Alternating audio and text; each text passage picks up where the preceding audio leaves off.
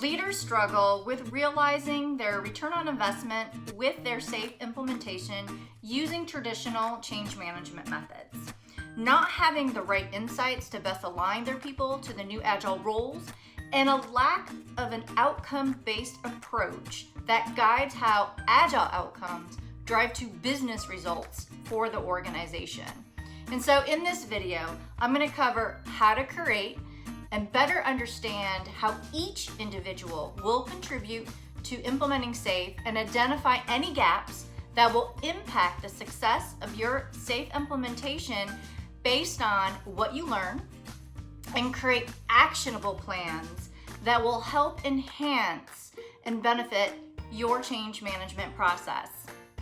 I'll also cover how to utilize the path to agility, which will allow you to have a clear guidance of how your Agile maturation path will be, and track the progress and show how it aligns to business and Agile outcomes. And lastly, how internal coaches can create more of an effective coaching plan that is solution-oriented, process-focused, and outcome-driven. So come join me.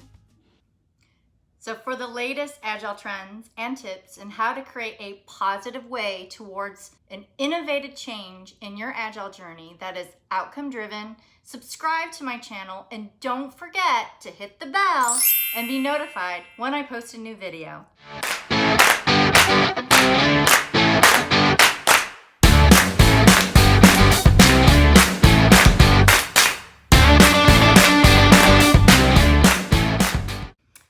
I'm Veronica Stewart, and many Agile leaders struggle to realize their investment to respond to the market and adapt quickly.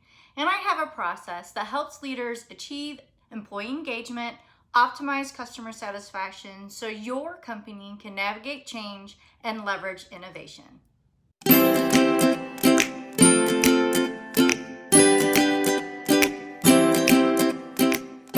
So the first thing we're going to look at is the Scaled Agile Implementation Roadmap. And I wanted to focus up here in the beginning where they train lead Agile change agents, train executive managers and leaders. One of the things that we want to acknowledge is that everyone comes to the table differently on how they're going to contribute to change and lead change.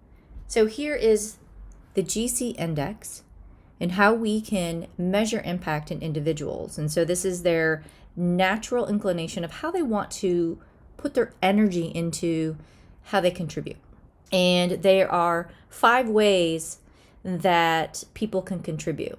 And based on how we measure that impact, you have higher natural inclinations than others in these 5 categories. So we have a strategist, which is somebody that would be mapping the change, right? That change vision. We have the game changer, which is the person that's imagining change. This is the people that are really going to drive change, challenging the status quo and wanting change to happen. We also have the polisher down where they are securing that change. And we have the implementer, which is the driving force of making sure we take action to change. And then, of course, in the middle is our playmaker, which that is really getting everyone to work together. So let's give one scenario. This is a collective team aggregate of all the individuals that might be your change agents, for example. Maybe they're your transformation team. What are you seeing here? Now remember, the green area is your game changers. These are the people that are your change agents. They're the ones that help with transforming to new change. Guess what? No one in this group, they're part of a transformation team, and there's no one that has that inclination to be a change agent naturally, to want to put their energy or even challenging what they do today. So what tends to happen in this situation is it's probably you're going to be your Agile coach, right? The external party, or someone else that is not in this team that is going to get them to think about that. They're not going to necessarily move in that direction. An example of the different combination, this is not the only one. This is just a sampling of how people can lead change. Based on the people that you have, if you have somebody that is a strategist implementer, which, by the way, that most top leaders and organizations, especially the large ones, are pragmatic executors, they probably fall in this space. And so if they can't see how to implement it or make sense of it, you're probably not going to get their buy-in.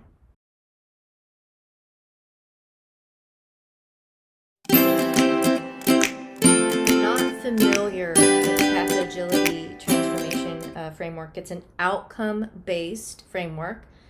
I always like to talk about outcome-based focusing techniques and tools, so this is right up my alley. Organizing an outcome-based approach, our agile transformation, as we apply the SAFe framework.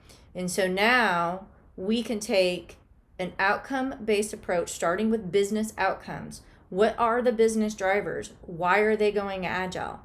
And then start thinking about, okay, what are the agile outcomes that actually drive to that? The second snapshot of Path to Agility, just so that you could see that it is based on 3 levels. In a SAFe implementation, think of the system as your agile release trains. And then you have the teams within, and then the organization above. Transformation roadmap that is outcome focused, that they created with you facilitating using the Path to Agility framework.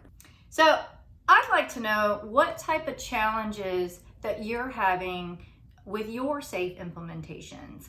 How hard is change for you, and how are you managing it? So if you can comment below, I would love to learn what type of challenges you have at your organization.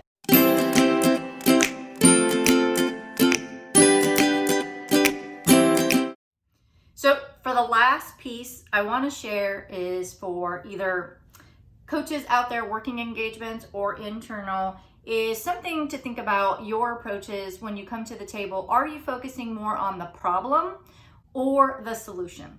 One thing I like through the Neuro Leadership Institute is their brain-based coaching, which is a result coaching system. And that helps you get to a positive impact in a short amount of time. And using neuroscience, having a very structured process to that, and really thinking about how to really understand the social drivers of the individual or group of people that you're working with.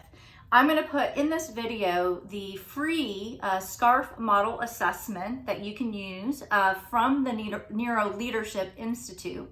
And I highly recommend trying this out. And so it really creates a positive way forward for us to better understand each other. It is good to find out is what is that top social driver and the next 3 for example. You actually can use all 5, which let's see, hopefully I remember each one of them. We have autonomy, you have relatedness, you have certainty, you have status, and then you also have fairness. Is it all 5? But check it out. It is really useful. I'm finding it very beneficial. You can even use it in your personal life too. And it really helps having a more productive conversation that doesn't take it down a negative path because we hit a trigger with the person. If you're interested in learning more about the game-changing agile solutions, which are people-centric and solution-focused, check out my website. I'll put the link in the video and you can contact me for more information. Also, if you're interested in getting a free consultation with a GC Index profile, also contact me about that and we can see how we can make that happen for you as well. So this wraps up this video. So tune in every Wednesday to get a new post of my Game Changing Agile channel. And don't forget to like this video if you enjoyed this. And don't forget to subscribe and share with your friends.